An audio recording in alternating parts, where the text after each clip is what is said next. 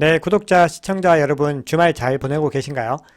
제가 원래 이제 주말에는 시황 정보를 또 별도로 만들지를 않았는데, 앞으로는 뭐 토요일이든 일요일이든 한 번 정도는 여러분들께 이런 정보들을 함께 공유할 수 있도록 또 노력해 보도록 하겠습니다. 지난주에 크레딧 스위스가 해결이 되니까 이제 독일 최대 은행, 뭐 유럽에서도 거의 가장 큰 은행이에요. 도이체방크가 지금 또 위험하다라는 기사가 나왔죠. 자, 이 사태가 지금 어떻게 흘러가고 있는지에 대해서 좀 간략하게 얘기를 해보고요. 자, 이 해결책이 비트코인이 될 것인가? 자, 이런 부분에 대해서도 함께 고민해 보겠습니다. 자, 그리고 나스닥이 이 비트코인 수탁 서비스에 참여를 하겠다라는 또 굉장히 좋은 소식이 전해졌죠. 관련해서도 함께 알아보도록 하겠습니다. 여러분 반갑습니다. 10년 후 100배우를 암호화폐에 투자하라. 암호화폐 트렌드 2023의 저자 박 작가입니다. 카카오톡에서 크립토 트렌드랩이라고 하는 커뮤니티를 운영하고 있습니다. 현재 한 2200분 정도가 참여하셔서 굉장히 활발하게 좀 대화와 정보들이 오가고 있는데요. 혼자 투자하시기 힘드신 분들 그리고 많은 정보를 원하시는 분들은요. 참여하셔서 함께 해주시면 투자에 도움이 될 것 같습니다. 네, 크레딧 스위스 사태가 좀 진정이 되는가 싶더니 바로 또 새로운 사태가 터졌어요. 도이체방크 살얼음판, 부도 위험. 자, 이거는요, 지금 방금 4시간 전에 나온 기사예요. 그러니까 도이체방크 사태가 아직 전혀 해결이 되지 않았다는 거죠. 근데 이 사태가 어디로 흘러갈 것인가에 대해서는 지금 전문가들 사이에서도 굉장히 의견이 엇갈립니다. 갑론을박이 이어지고 있는데요. 그만큼 지금 경제가 어떻게 흘러갈지를 너무나 지금 파악하기가 어려운 상황이다. 그러니까 아무리 전문가들이라도요, 여기서 어떤 속 시원한 해답을 낼 수는 없는 그런 상황이다라고 볼 수가 있습니다. 이 도이체방크 사태가 이 시장을 긴장시키는 이유는 이 5년 만기 CDS 프리미엄이 굉장히 상승했기 때문이죠. 이 CDS는 우리말로는 신용 디폴트 스왑 혹은 신용 부도 스왑 이렇게 부르거든요. 근데 이 CDS라는 게 뭐냐면 이 채권을 발행한 국가나 기업이 부도가 날 경우에 원금을 돌려받을 수 있는 파생 상품이에요. 그러니까 이게 급격하게 늘었다는 거 뭐죠? 이 기업이 파산할 가능성이 높아졌다. 그런 의미로 해석할 수가 있겠죠. 실제로 보시면 근래 대비해서 굉장히 크게 치솟는 그림이 나와요. 2020년에 뭐 더 크게 상승했던 요때도 있지만 어쨌든 굉장히 크게 상승을 했다는 건데요. 시장이 또 상대적으로 또 안도를 하는 이유는 뭐냐면 크레딧 스위스와 비교를 해보니까 뭐 아무것도 아니더라라는 거죠. 이 크레딧 스위스 한번 보세요. 이렇게 치솟았죠. 근데 이 도이체방크는 여기 있어요. 상승을 하긴 했는데 굉장히 미약하다. 지금 시장은 이렇게 판단을 하는 거예요. 그러니까 이게 어느 방향으로 흘러갈지에 대해서 시장도 아직까지는 확고하게 알 수가 없다. 자, 이런 의미인 거죠. 시장이 굉장히 도이체방크 사태에 대해서 우려를 하고 있긴 한데 크레딧 스위스에 비해서는 조금은 덜 긴장하는 그런 그림으로 보이기도 해요. 실제로 뭐 수익률 측면이라든지 여러 가지 어떤 재무적인 안정성은 도이체방크와 크레딧 스위스가 좀 비교하기가 어려울 정도로 도이체방크가 위라고 평가를 받거든요. 자, 그래서 보시면은 매도세가 많기는 하지만 그리고 가격도 많이 하락을 했지만 전저점과 비교해서도 아직까지는 뭐 높은 편이에요. 그리고 이 팬데믹 당시와 비교를 했을 때도 굉장히 여전히 고점이다. 그래서 시장이 조금은 긴장감이 덜하다라는 느낌이 들긴 해요.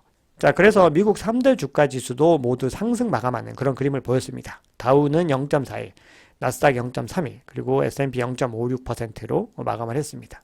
자, 그런데 이게요, 도이체방크 사태만으로 끝날 문제가 아니에요. 도이체방크는 어떻게든 어떤 위기를 벗어날 가능성이 뭐 높다라고도 볼 수 있겠죠. 자, 근데 이게 앞으로 어떤 식으로 계속해서 연쇄적인 그런 움직임들을 보여줄지를 지금 아무도 알지 못한다는 거거든요. 그러니까 도이체방크도 하나의 과정 중에 있다는 거예요.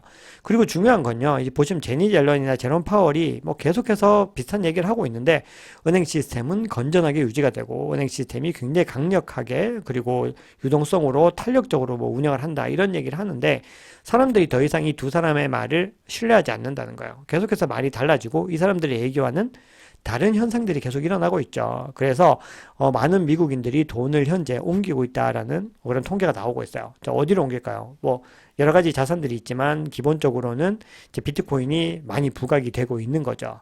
자, 거기다가 이 도이체방크로 옮겨붙은 데 이어서 이 유동성 위기가요. 부동산 가격 폭락으로 지금 이어지고 있다고 해요. 그래서 미국 상업용 부동산 대출 문제도 지금 현재 커지고 있어요.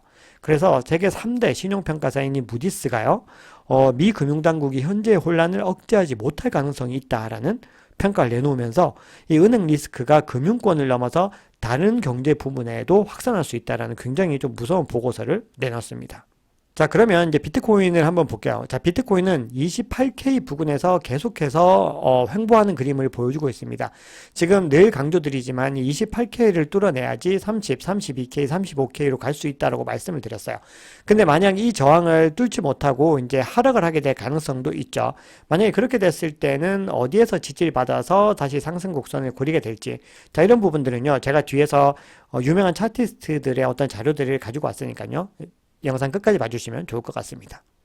자, 비트코인은 사실상은 횡보하는 그림이었습니다. 거의 횡보라고 보시면 되고, 이더리움도 마찬가지죠. 근데 이 와중에 XRP가 굉장히 또 5% 가까이 또 상승을 하면서 어떤 승소에 대한 기대감을 계속해서 높여주고 있다. 이렇게 보실 수가 있습니다. 비트코인 점유율도요, 계속해서 이제 비슷하게 지지부진하게 지금 횡보를 하고 있습니다. 자, 비트코인 도미넌스는 여전히 탐욕 단계이고요. 투심은 꺾이지 않았다. 자, 요런 측면들을 확인을 해 보실 수가 있어요. 자, CVD 차트를 보겠습니다. 자, CVD 보시면은, 자, 여기 25.2에서 25.8 정도 되는 구간에서요, 지금 계속해서 이 매수벽이 여전히 유지가 되고 있고, 여기 보시면 여전히 하얀색으로 굉장히, 굳건하게 지지가 되고 있어요. 제 얘기 뭐냐면, 가격이 여기까지 하락할 수 있는 가능성에 대해서 고래들이 염두에 두고 있고, 여기서 다 매입을 하겠다는 거예요. 그럼 여기 지지를 받고 다시 상승할 수 있는 그런 그림이 나올 가능성이 있겠죠. 자, 그래서 그 부분은 뒤에서 다시 말씀을 드리고요. 자, 가장 큰 고래인 이 갈색 고래 같은 경우는 네, 꾸준히 매입을 하고 있는 그림이고요. 그리고 이 두 번째 큰 고래인 보라색 고래는 이제 좀 매도를 하고 이제 횡보를 하는 그림이에요. 자, 그리고 이 빨간색 고래 같은 경우는 지금 계속해서 매입을 하고 있죠. 그래서 고래들이 저마다 움직임이 다르고 있긴 하지만 어쨌든 이 시장에서요, 계속해서 어떤 움직임들을 가지고 가고 있다라는 것을 잘 염두에 두시면 좋을 것 같습니다. 자, 그러면 이 시장에서 좀 호재가 될 만한 기사들을 좀 볼게요. 자, 나스닥이요. 이 올해 2분기부터 암호화폐 수탁 사업을 진행한다고 합니다. 자, 이거는 굉장히 좋은 소식이에요. 왜냐하면 이 실버게이트 은행이나 시그니처 은행 같은 기존에 했던 수탁 기관들이 계속해서 지금 무너지고 있는 상황이죠. 자, 이런 상황에서 이 전통 금융기업들의 공백을 메우려는 움직임들이 이어지고 있는데 그게 굉장히 미국에서 신뢰받는 기관인 나스닥이라는 거예요. 그래서 이 부분에 대해서 이 투자자들은 조금 더 안심하고 비트코인에 투자할 수 있다는 생각을 가지게 되겠죠. 그리고 특히나 이런 경우는요, 기관 투자자들에게 더욱더 호재 소식으로도 볼 수 있어요. 자, 현재 나스닥 외에도요, 뉴욕 멜론은행, 미국에서 굉장히 큰 은행이에요. 뉴욕 멜론은행을 비롯해서 이 피델리티, 그리고 시타델, 그리고 버추 같은 이런 회사들이요, 암호화폐 산업에 열정적으로 참여를 하고 있고, 자, 이 세 개 회사가 함께 모여서 여기다가 이제 찰스 슈왑 같은 회사들까지 모여서 뭘 만들었느냐? 바로 이제 EDXM, 월가 주도 이 가상자산 거래소를 만들었다는 거죠. 그러니까 어떻게 보면은 이 EDXM 같은 경우도 어떤 수탁의 어떤 일종인 거예요. 왜냐하면 이 기관 투자자들을 대상으로 하는 거거든요. 그래서 지금 현재 미국의 어떤 시장의 분위기는요, 비트코인을 더욱더 적극적으로 수용하려고 하고 있다. 자, 이런 그림을 볼 수가 있어서 이 기사는 굉장히 좀 제 개인적으로는 중요한 기사다라고 생각을 합니다. 자, 그리고 이 나스닥에서 대장 역할을 하고 있어요. 애플과 더불어서 이 아마존이라는 회사가 NFT 마켓을 드디어 출시하는 걸로 사실상 공식적인 확인이 되고 있어요. 이거는 이전부터 계속해서 기사가 나왔고 회자가 되고 있었고 실제 당사자도 그런 언급들을 해왔는데요. 이번에 이 공식 계정에서 일부 회원을 대상으로 보낸 이메일에서 이 NFT 마켓 출시 계획이 공식적으로 이제 확인이 됩니다. 그래서 지금 이 얘기는 역시나 이 암호화폐 산업의 전반적인 인프라를 계속해서 성장시키고 확장해 나가는데 굉장히 중요한 역할을 할 것이다. 이렇게 볼 수가 있겠죠. 네, 비트코인의 도입이 계속해서 늘어나니까요. 유명 인사들과 정말 유명한 회사들이 앞다투어서 이 비트코인을 옹호하는 그런 발언들을 하고 있습니다. 이거는 굉장히 또 중요한 과정이라고 생각을 해요. 팀 드레이퍼가요. 굉장히 벤처 투자 거물이죠. 이분이 기업들이 최소 2개월치 급여를 비트코인으로 보유해야 된다. 이 급여 준비금을. 자, 그러니까 그만큼 많은 기업들이 빨리 비트코인을 담아라. 자, 이런 이야기를 했고요. 자, 세계 최대 재무 설계 자문 기업이래요. 이 드비어 그룹의 최고 경영자는요, 전 세계 투자자에게 가장 안전한 피난처는 BTC가 될 것이다 라고 또 이런 얘기를 합니다. 그러니까 이렇게 공신력 있는 어떤 투자 기관들이 이런 얘기를 한다는 건요, 여러분들 굉장히 중요한 시사점이 있다는 거 반드시 기억하시면 좋을 것 같습니다. 자, 현재 독일의 도이체방크가 좀 위기를 겪고 있다는 기사가 나오고 있는데 관련해서 정말 또 중요한 기사가 하나 나왔어요. 자, 보시면은 이 독일 내에서 약 1200개 은행에 증권 처리 서비스를 제공하고 있는 이 도이치 베르트 파피아 서비스 은행이라는 곳이 있대요. 자, 여기서 이 새로운 비트코인 서비스 플랫폼을 출시한다고 밝혔습니다. 그래서 이 플랫폼으로 무엇 할 수 있냐면요. 이 신분 확인 절차, KYC 없이 모든 제휴은행의 소매 고객이 비트코인에 접근할 수 있도록 한다는 거야. 이거는 굉장한 소식이거든요. 결국 이 새로운 서비스를 통해서요, 고객들이 기존 은행 계좌와 함께 암호화폐 계좌를 보유할 수 있게 되는 거예요. 그 이거는 이제 기관 대상이 아니라 소매 그냥 일반 고객들 대상이기 때문에 또 나름의 엄청난 의미가 있는 거거든요. 그래서 이런 소식들은 결국은 은행 위기에서 가장 안전한 피난처가 비트코인이라는 이 내러티브를요, 더 강화시켜주는 역할을 하게 돼요. 참고로 이 독일은 세계에서 가장 암호화폐에 친화적인 나라 중에 하나예요. 그래서 이게 쿠코인에서 발표한 보고서에 따르면 독일인의 무려 44%가 암호화폐 투자할 동기가 있다라는 그런 주장을 하고 있다고 해요. 그리고 독일 암호화폐 투자자의 3분의 1 이상인 37%가 1년 이상 암호화폐 거래를 해왔다고 합니다. 그만큼 독일은 암호화폐 우호적이면서 암호화폐 투자를 굉장히 열성적으로 활발하게 하고 있는 나라다라는 거죠. 자, 그런 나라에서 지금 이번에 도이체방크 사태가 터지면서 이런 다른 은행에서 이런 서비스라는 도이체 베르트 파피아 서비스 은행 같은 곳에서 이런 비트코인을 갖다가 서비스할 수 있는 플랫폼을 내놓으면서 어떻게 보면 이 금융 자체가 독일의 어떤 금융 기반 자체를 완전히 바꿀 수 있는 그런 기회가 된 것이다. 자, 이렇게 볼 수가 있겠죠. 뭐 제 해석이 약간은 과할 수 있지만 어쨌든 이런 기사를 통해서 알 수 있는 문맥은 이렇습니다. 자, 그리고 최근에 제7차 디지털 자산 특별위원회가 열렸는데요. 여기서 또 이종섭 서울대 교수님이 이런 얘기를 합니다. 비트코인의 수요가 몰릴 것이다.